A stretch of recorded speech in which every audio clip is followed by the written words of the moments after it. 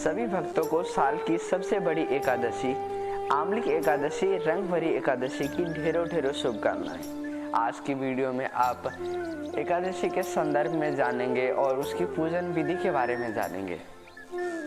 माह में 2 एकादशी व्रत रखे जाते हैं। हिंदू पंचांग के अनुसार फाल्गुन मास की शुक्ल पक्ष की एकादशी तिथि को आमलकी एकादशी का व्रत रखते हैं। हिंदू धर्म में यूँ तो सभी एकादशी व्रत खास माने जाते हैं, लेकिन इनमें से आमलकी एकादशी का विशेष महत्व है। आमलकी एकादशी को आमलक्य एकादशी भी कहते हैं।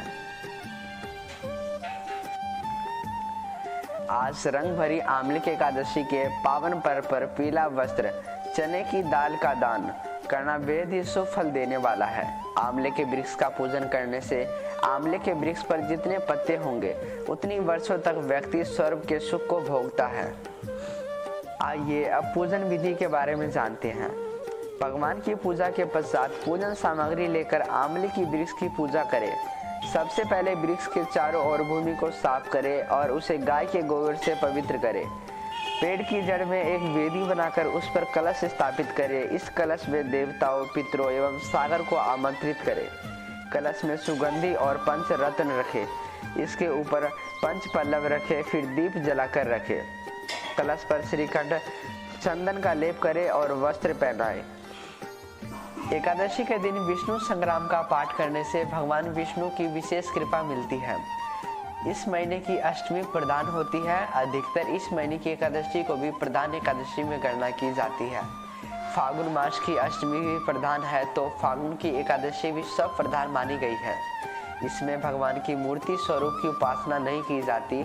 इसमें भगवान की पूजा के लिए आंवले के वृक्ष का उपयोग किया जाता है। इस दिन आंवले के वृक्ष का दान देना चाहिए। मंदिर, धर्मशाला या किसी पवित्र तीर्थ स्थान पर जाकर पवित्र नदियों के तट पर आंवले के वृक्ष का रोपण करना चाहिए। आंवले को मां भगवती के श्री चरणों में समर्पित करना चाहिए। घर के द्वार पर, मंदिर में भी आंवले की टहनी रखकर उनकी पूजा करनी चाहिए। किसी जल कुंड के निकट आंवले का वृक्ष लगाने से 12 एकादशी व्रत करने का फल प्राप्त होता है। किसी मंदिर में आंवले का वृक्ष दान कर देने से साल की 24 एकादशी का फल प्राप्त होता है तथा किसी मंदिर में आंवले का वृक्ष तुलसी सहित लगाने से भगवान लक्ष्मी नारायण की विशेष कृपा प्राप्त होती है। आंवला, बेलपत्र का पौधा, तुलसी, केला व त्रिवेणी के तीनों वृक्ष तथा आम का वृक्ष तथा गुड़हल का पौधा, यह 9 वृक्ष जीवन में व्यक्ति को एक बार पृथ्वी पर जरूर रोपित करना चाहिए। इससे मनुष्य अपने जीवन में किए गए सारे पापों से मुक्त हो जाता है। कहते हैं ईश्वर के विरोध में किए गए अधर्म को सबसे बड़ा पाप माना जाता है। भूलवश यदि किसी से ऐसा पाप हो भी जाए तो उसे इन वृक्षों का रोपण करना चाहिए। कई बार हम क्रोध में आकर देवी शक्तियों को अपने कष्ट का आरोप लगा देते हैं, उन्हें अशब्द कह देते हैं। कुछ लोग अधिक दुखी होने के कारण भी यह पाप कर बैठते हैं। जो लोग भूलवश यह पाप करते हैं उनके लिए शास्त्रों में कुछ इस प्रकार बतलाया गया है। रोपण का अर्थ यह नहीं है कि आपने लगा दिया तो आपका दायित्व और कर्तव्य पूर्ण हो गया। उनका पालन पोषण नवजात शिशु की भांति करना चाहिए तथा जैसे कि वह किशोर हो जाए उन्हें स्वतंत्र कर देना चाहिए। कहने का भाव यह है कि जीव प्रकरण का पालन वृक्षों प्रकरण में किया जाता है। हमारे धर्म शास्त्रों में वृक्षों को नवदुर्गा कहा जाता है। भारत के दक्षिण प्रांत में प्रत्येक नवरात्रि के दिन देवी के स्वरूप का अनुकरण करते हुए एक एक करके इन वृक्षों को लगाया जाता है।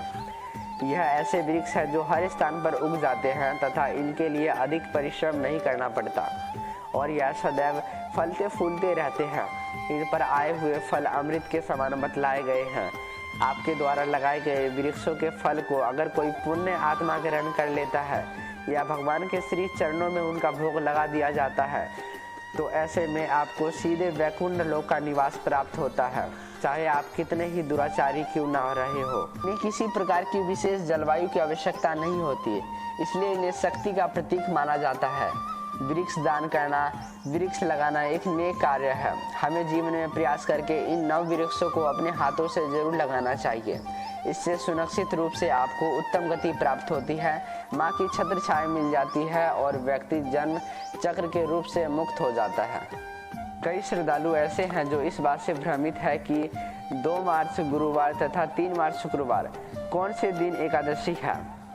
उन्हें बता दूं कि 2 मार्च गुरुवार तथा 3 मार्च शुक्रवार दोनों के दिन ही एकादशी का योग है और दोनों के दिन ही व्रत करना उत्तम है। जो जिस दिन व्रत करना चाहे उस दिन व्रत कर सकता है।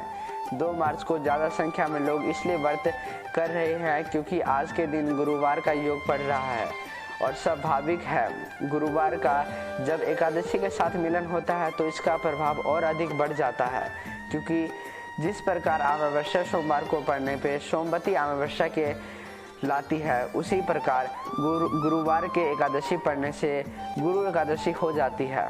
फिर जो जिस दिन व्रत करना चाहे उस दिन कर सकता है, इसमें कोई दोष नहीं है, दोनों ही एकादशी मान्य होगी। इसी के साथ जय माता दी, जय श्री अलवेली सरकार। उम्मीद है कि आपको यह जानकारी अच्छी लगी होगी। माता रानी आप सभी की मंगल कामनाएं पूर्ण करे।